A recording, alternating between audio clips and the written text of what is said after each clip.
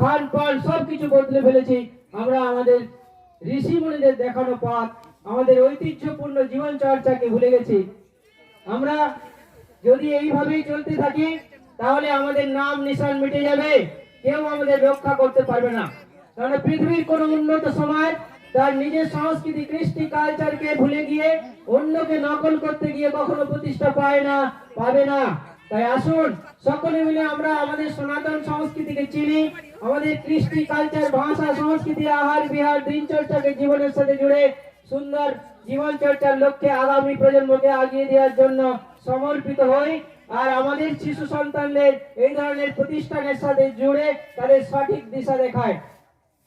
আমাদের এই ক্ষুদ্র প্রতিষ্ঠান যে লক্ষ্যে আজকে কর্মকাণ্ড শুরু করেছে তা হলো প্রতিটি বাড়িতে সন্তান জানুক তার কৃষ্টি কালচার কি হওয়া উচিত, তার খাওয়া দাওয়া কি হওয়া উচিত, সে সমাজের প্রতি কি দায়িত্ব পালন করবে, সে দেশের প্রতি কি দায়িত্ব পালন করবে, সে প্রকৃতির প্রতি কি দায়িত্ব পালন করবে। এইগুলো থেকে আমরা দূরে সরে গেছি।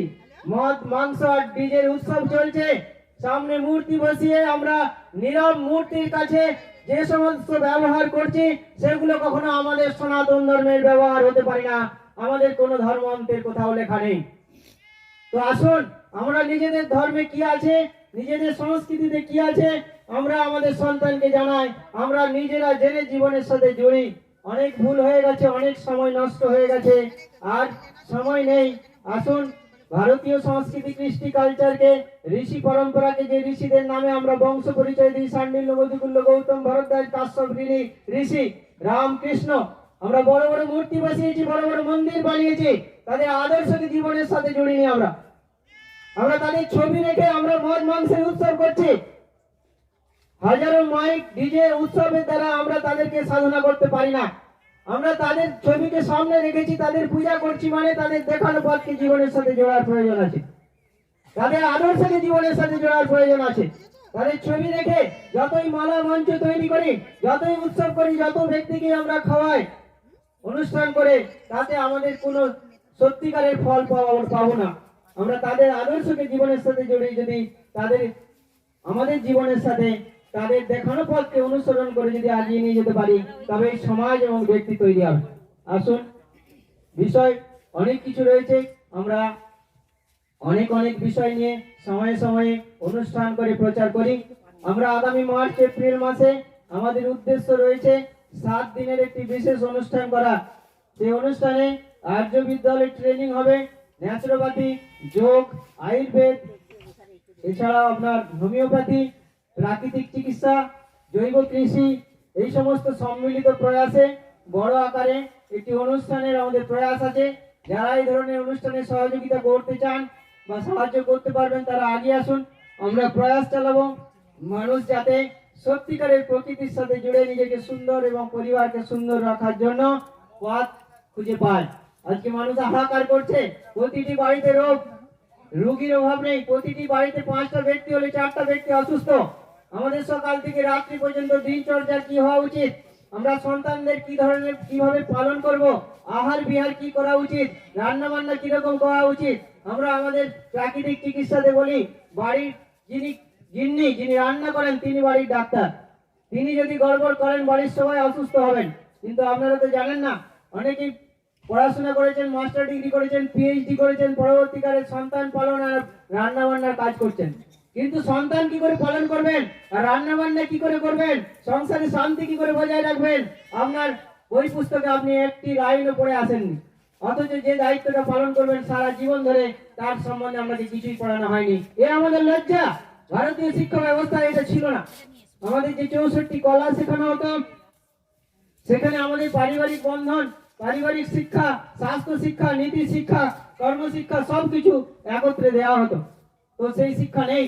আমাদেরকে জবরদস্তি ইংরেজরা 1835 সালে আমাদের শিক্ষা ব্যবস্থাকে পাল্টে ম্যাকলে শিক্ষানীতি অনুযায়ী যে এডুকেশন অ্যাক্ট চালু করেছিল 1835 সালে, স্বাধীনতার 75 বছর পরেও সেই এডুকেশন সিস্টেমে আমরা স্কুল কলেজে এখন পড়াশোনা করছি। অনেক শিক্ষিত ব্যক্তিও জানে না, doctor, engineer, professor, school teacher এরাও জানে না যে আমরা কোন শিক্ষা ব্যবস্থার মধ্যে পড়াশোনা করছি। আমরা যে শিক্ষা ব্যবস্থার মধ্যে পড়াশোনা করছি সেটা হলো অনার্স পদ্ধতি। আমাদের দেশে আর্টস পদ্ধতি ছিল, ওরা অনার্স পদ্ধতি নাম দিয়ে সেটা চালু করেছে। আমাদের দেশে শিক্ষা ব্যবস্থার নাম ছিল গুরুকুলীয় শিক্ষা ব্যবস্থা, ওরা সেটাকে বন্ধ করে দিয়ে ওরা ঈশাকুলীয় শিক্ষা ব্যবস্থা শুরু করে। এই ঈশা থেকে স্কুল এসেছে কথা।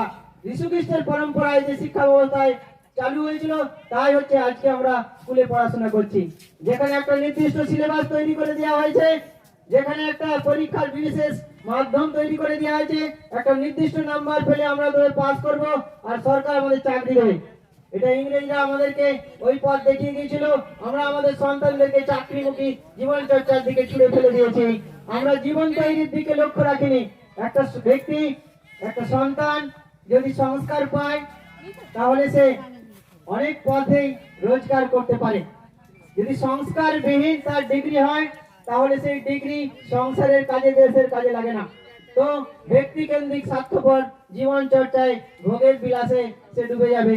তাই আমরা দেখতে পাচ্ছি যে আমাদের সন্তানরা এখানে পড়াশোনা করে বিদেশে চলে যাচ্ছে, বাবা মাকে দেখে না, আর দেশের প্রতি দায়িত্ব কর্তব্য পালন করার বোধই তাদের মধ্যে নেই, কারণ আমাদের শিক্ষা ব্যবস্থার মধ্যে সেটা নেই। তো আসুন আমরা আগামী প্রজন্মকে বাঁচানোর জন্য আমাদের গুরুকুলের যে ক্ষুদ্র প্রয়াস, আমরা চাই আপনাদের সন্তানদেরকে এখানে পাঠান। আমরা এই বছর শুরু করেছি এখানে যে ডে স্কুল বা আপনার ডে বোর্ডিং, মানে সকাল 8টা থেকে বিকাল 5টা পর্যন্ত আপনার সন্তানকে এখানে পড়ার জন্য পাঠাতে পারেন।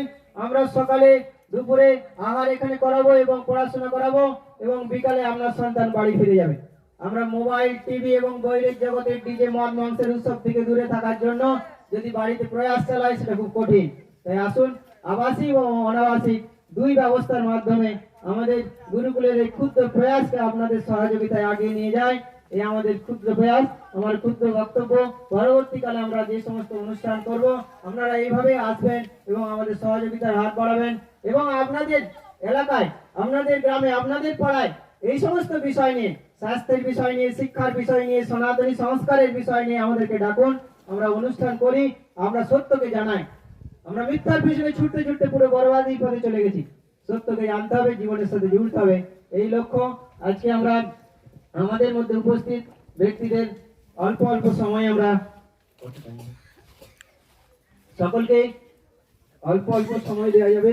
1টা বাজছে, আমরা 2টোর মধ্যে আমাদের বিষয় শেষ করে আমরা মধ্যাহ্নভোজে যাব, এবং তার আগে প্রথমে সুরপাত বাচ্চাদের একটি সঙ্গীত দিয়ে আমরা শুরু করব।